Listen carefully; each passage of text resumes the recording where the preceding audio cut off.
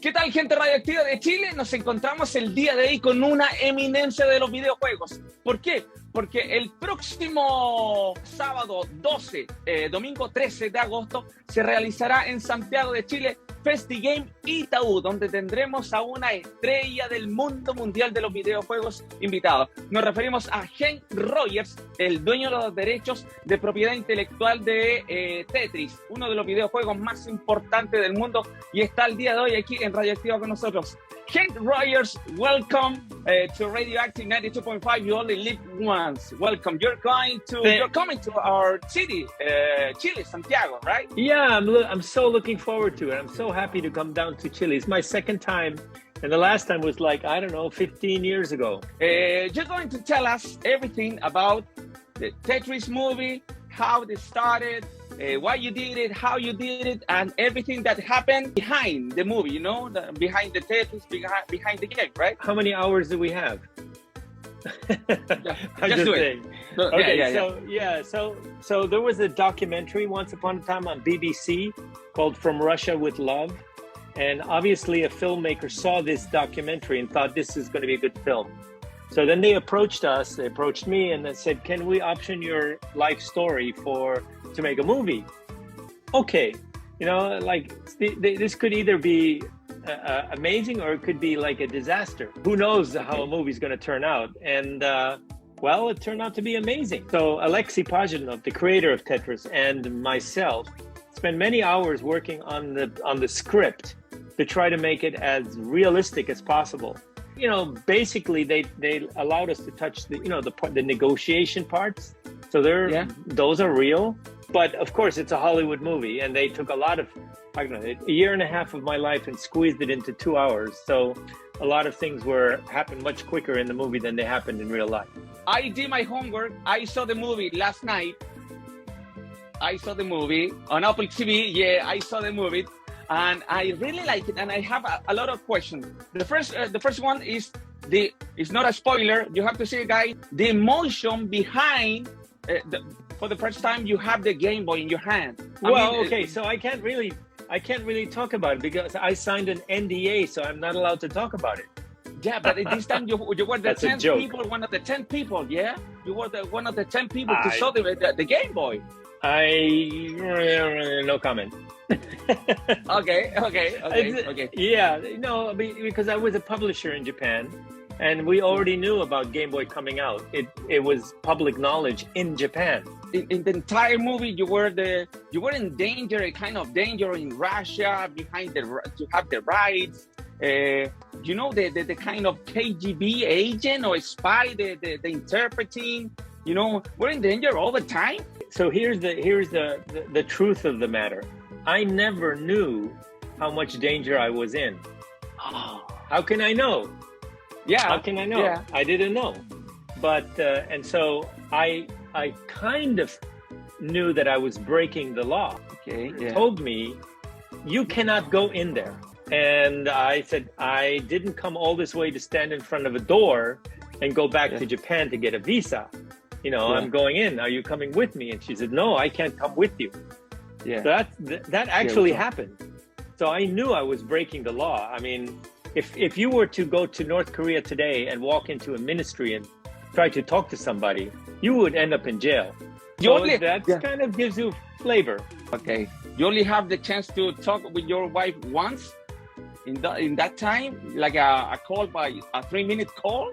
It takes at that time it took 8 hours to make a phone call. You have to wait by the phone for 8 hours. And then finally it's your turn. And then you have to make your call. I actually called my lawyer to make the contract. That's who I called. And because I only had that one phone call. Yeah. I think I might have, I don't know if I made another phone call, but that was the phone call, the important phone call. I told my lawyer, you have 24 hours to make me a 20-page contract that uses no big words. And here's the fax number. And it has to be good enough for Nintendo, and it has to be good enough for the Russians. And I have to explain every word in the contract. So don't make it complicated. And it has to be fair. because we're not negotiating this. This is the contract. This is it. It has to be, you know, and in fact, that contract was so fair and so good that the Russians, Elord, used that contract as the basis for all their future contracts. It's the reason they trusted me. Yeah. It's one of the reasons they trusted me. Yeah, actually, partner, your Russian partner said the wife. Oh, Pajitov, Alexei. Yeah, Alexei. She said, he's a fool, but he's honest.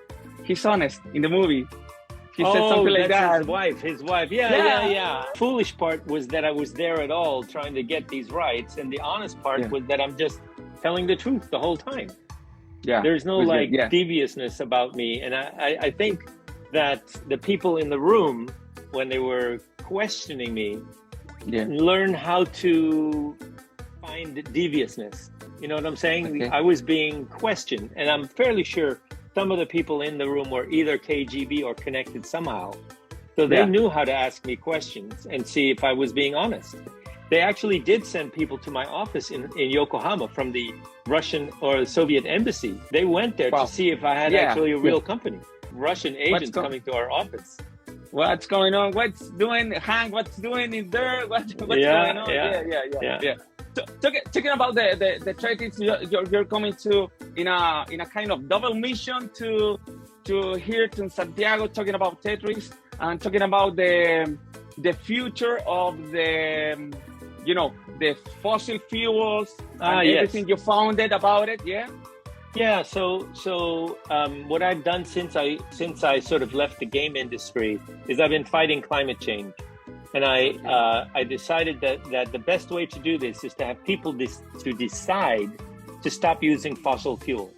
So first of all, we made a mandate in Hawaii to say that Hawaii will not use fossil fuel, no coal, no oil, no gas for electricity after 2045. Okay. That's a decision that we made. And then we changed the business model of the utility so they make more money by switching to renewables. We in Hawaii have already achieved our 2030 goal of 40% renewable energy. So it's moving much faster than anybody expected. So what I want to say to the people of every other country, including Chile, is make the decision. Just make the decision. Don't ask any experts. Just make the decision. We are going to go 100% renewable energy by 2045. Then everybody in Chile will have to start thinking, how are we going to do this? And this is the right question. I hope our government, our politicians understand or understood that win-win. Yeah, no, just seen as a business. Yeah. So my message is, don't have hope. Determination. I don't have hope. I have determination. If you have determination, nothing can stop you. Last question. It's not a question, it's a game, okay? Okay, it's a game. Okay.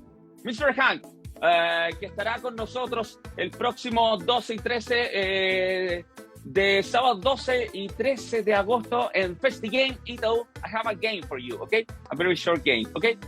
It's a kind of, I say a word, you say the first thing that come out of your mind, okay? This is like a deja vu, okay? Russia, Moscow. Tetris. Okay. Alexei. Yeah. Friend. Okay. Cowboy boots. You were wearing all the time in the movie. Cowboy boots. Never happened. I have cowboy boots, but I don't wear them. Okay. Friendship. Forever. Okay. The last one. Tetris. Greatest game of all time. Okay. Thank you very much, Mr. Hank Roger. Thank you very much for being here today with us on Radio Active 92.5. I hope to see you next Saturday on Sunday, 13th August, here in FestiGame Itaú. Okay? Okay. Looking forward to seeing all of you. Okay. Thank you very much, Mr. Hank. Thank you. Aloha.